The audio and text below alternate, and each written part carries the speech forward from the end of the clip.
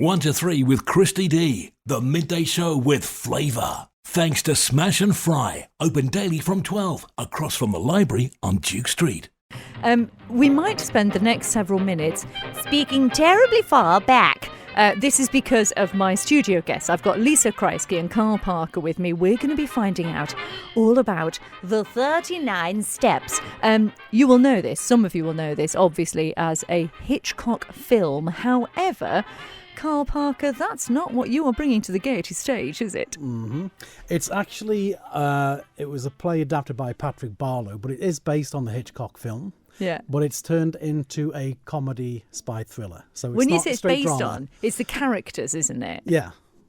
So how does it work? So it was originally done as a novel by John Buchan, I think just 1919. It was based on the First World War. Then Hitchcock did the film, it was released in 1935. And he updated it for the sort of Second World War, even though the Second World War hadn't happened. It still has references to the Nazis and so on and the coming war. Foreshadowing. That's a bit scary, isn't it? And then it was turned into a comedy by Patrick Barlow, late 90s, and it had a huge run in the West End from around 2006 for a few years. I mean, it's an interesting thing to turn into a comedy. Yeah, exactly.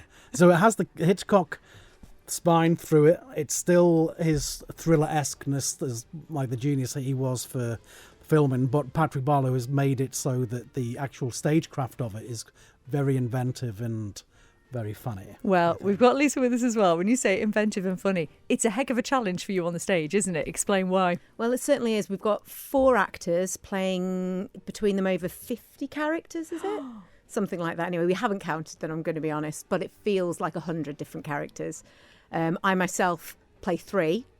Carl plays 1, so you can imagine how many the other 2 play. I'm intrigued to know how you do this as a stagecraft kind of approach, because do they all have very, very different accents and different ways of speaking so that you can flick between them all? How do you get your brain around them? Yeah, well, for me, I go at it from a physicality point of view as well. So each character has a different physicality, a different voice.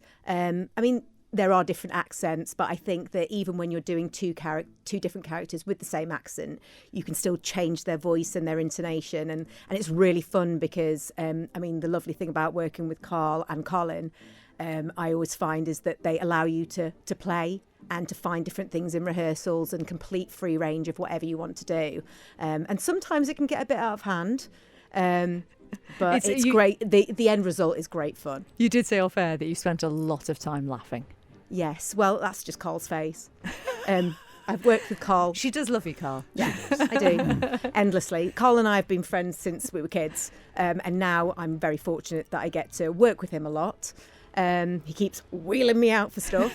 But it's lovely because I know Carl and I trust him on stage, and it means that I can allow myself to be quite free with whatever I'm doing. But the downside of that is he's a very funny man.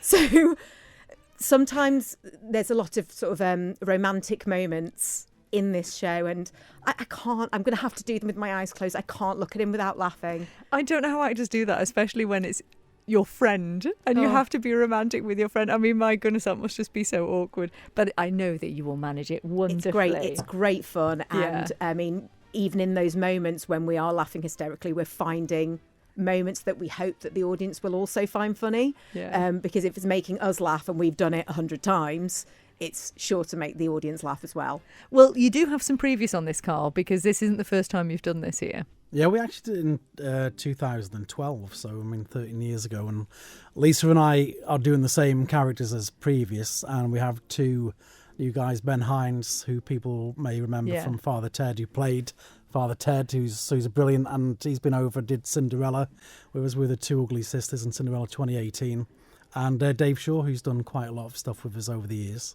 So kind of 50% new cast, and ourselves still doing the same roles. But yeah, and you're playing Richard Hannay. Yeah. So do you get to speak like this a lot? I do, and the good thing for me is I only have 1 character, so I don't have to flip between the 2. Well, that makes it too easy.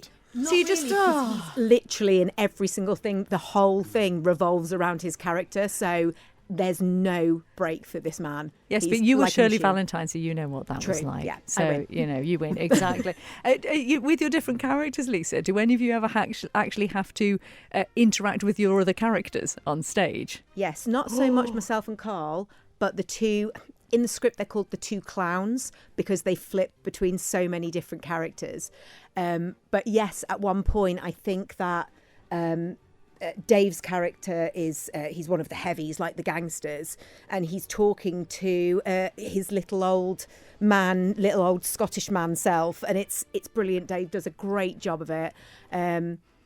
It's great fun. It's great fun to watch, and it's great fun to watch it develop during rehearsals as well.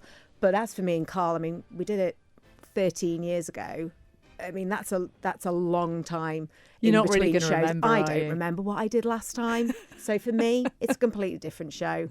I can't remember. Well, Carl, we should probably give people a rough idea of the story itself. Can you give us a little kind of précis of what they can expect? Yeah, basically, Richard Hannay finds himself as the unassuming hero of the story, and he finds himself bang in the middle of this spy story that Annabella Schmidt encounters him at the theatre, and then she has to come back to his house, and he just lets her come back. And then there's the heavies outside. She unfortunately gets murdered, and then Hannay is on this journey all the way up to Scotland to try and all the way up to Scotland to try and prevent this secret being taken out of the country to the Germans, so that our air ministry, the defence, is still intact if there was an invasion, so to speak. So then he encounters all these different characters along the way, and it's just a rip-roaring fun process to get to the end of trying to stop this to foil the plot.